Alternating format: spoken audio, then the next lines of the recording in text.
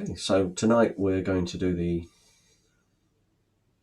body relaxation, breathing meditation, and do some introspection meditation, healing our suppressed and repressed trauma, healing it by just mindfully watching it, finding it and watching it and accepting it, unsuppresses, unrepresses it, like popping a little bubble, or like wringing out the dye out of a cloth or something like that, and getting rid of it. And we're not rejecting. We're trying. We really, please don't try to reject things. Just watch them, keep breathing, relaxing, bringing them into the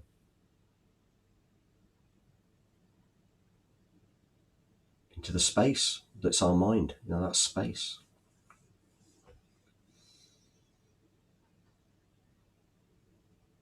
Okay, so I'm going to pause recording just for now, so that we can do the stuff we do each week, and then I'll continue recording once we go to the introspection meditation bit. Okay, so now we've done some body relaxation and some breathing meditation. We're going to do the introspection practice for the purpose of removing suppressed and repressed pockets of awareness inside of us, pockets of experience. If we don't let them go, then for some reason they keep playing out in scenarios in our life.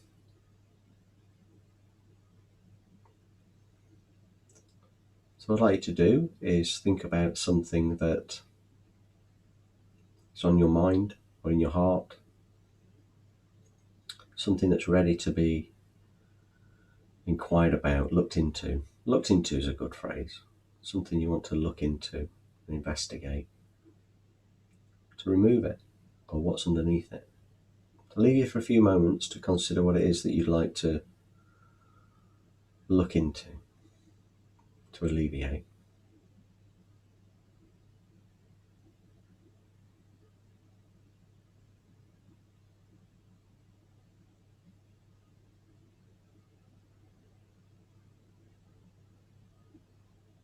Maybe you react in a certain way that puzzles you. Maybe something's happened that is on your mind.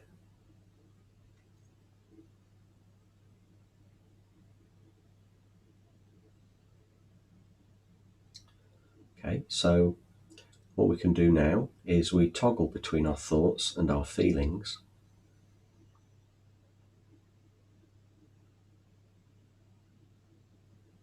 To gain some insight. So if this thing was an image or a thought, notice what feeling it invokes, or it accompanies it. If it was a feeling, notice what thoughts arise from it, or what images arise from it. And you can talk to these things, you can ask them questions and see what answers you get.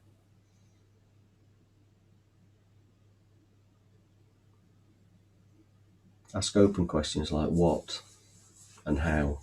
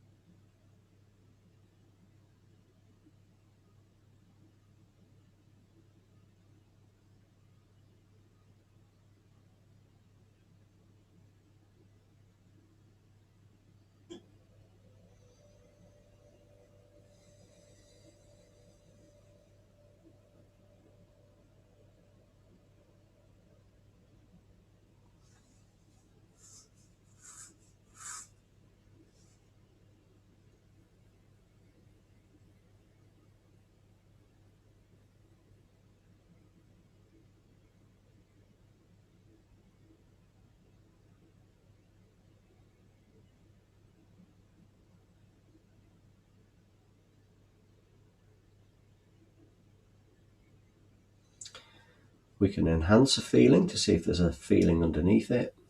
Sometimes what we're actually feeling underneath irritation is anger, Maybe underneath that is that we've been dismissed and disrespected, whatever it might be, not being heard or listened to. We can look at the thoughts and notice patterns in the thoughts, or what's underneath that thought. What feeling does it give rise to? And we're just looking beneath one thing and beneath the next. We don't always know where to stop with this, but if it feels a bit difficult to be with something, then just sit with that. Sit with that feeling, or sit with that thought, and then after a little while, maybe poke around underneath again.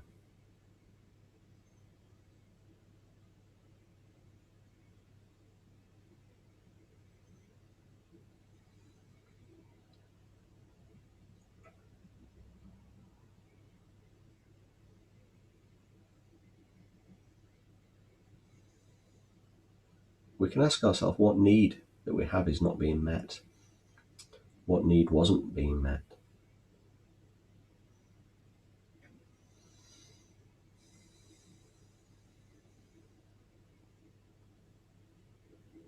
We can allow the feelings to be, the thoughts to be,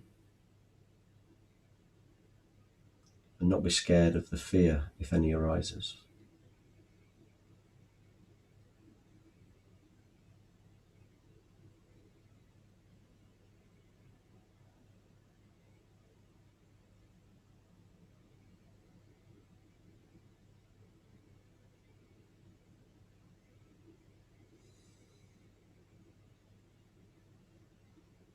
Maybe there's something that you're repeating that feels like it's other people's stuff, but you're engaging in it and wanting things to be different from the way they are repeatedly.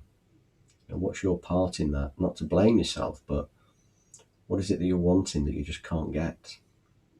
This is another way of looking inwards.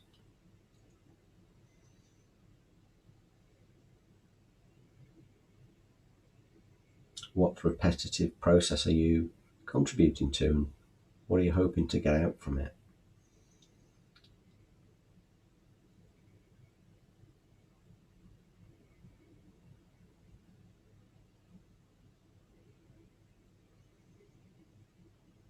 And where in your childhood or in your earlier adulthood has this pattern presented itself?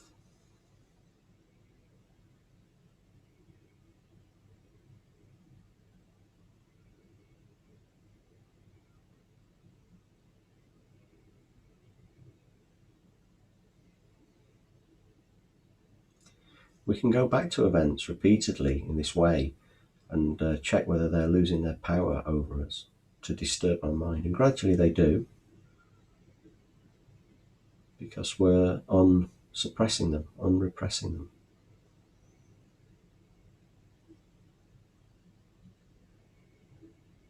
I'm just going to be quiet for a minute, allow you to ferret around, have a poke around, look underneath, change feelings to thoughts, thoughts to feelings.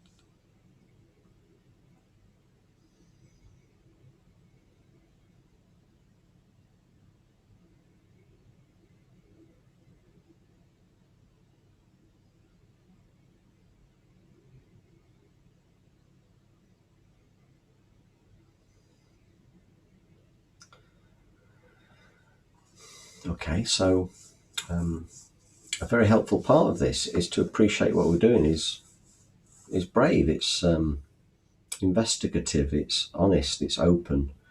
It's looking into our shadows, and this is a very brave, healing thing to do. So, if you want to, just give yourself a few moments to feel pleased that you're willing to do this. It's no mean feat, honestly, no mean feat.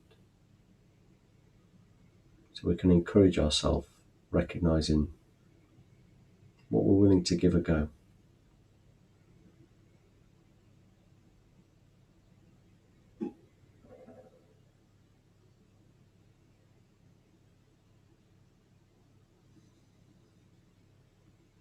And we don't know how much we're carrying. We might be carrying 3 little bits of trauma. We might be carrying quite a lot, or anything in between. We've no idea.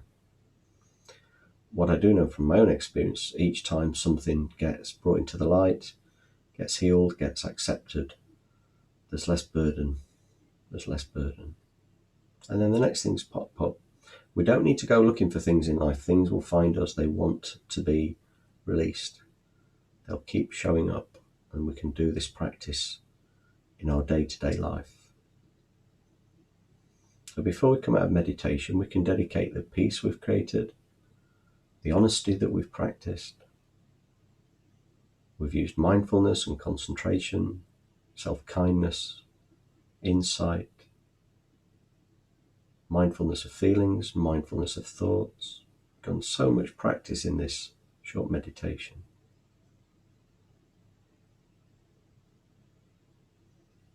And we've done it for ourselves, and we've done it for others. The more unburdened we are, the better we are to be around, and the more we can enjoy peace within ourselves. So when it feels comfortable, just gently allow your eyes to open. Thank you.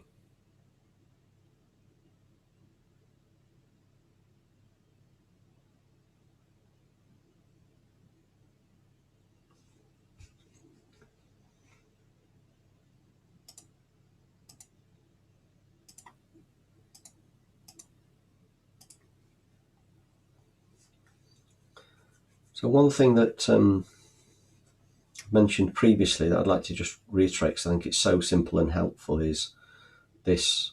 I think it came from a Buddhist saint called Shantideva. I think it did. And he just basically says, if we can remedy something, why worry? If we can act on something, why worry? If we can't act on it and remedy it, why worry? I use that in my everyday life, not all the time, but I do use it sometimes, and it can just take all the angst away. Because we can think, what are the actions that I need to take? And we can always look through that filter of, for my dignity, what actions can I take? Which I think is a really lovely way to frame our thinking. What's good for our dignity? What do I need here for my dignity? Or if I can't change something, well, I can accept that and relax my mind a bit, because our mind tends to try to solve things, doesn't it? It doesn't like some things we can't solve. If it's going to be 2 hours for the AA man to get here, it's going to be 2 hours. Can I solve that? No. Sit down. So thanks for joining in tonight's class, and there'll be more.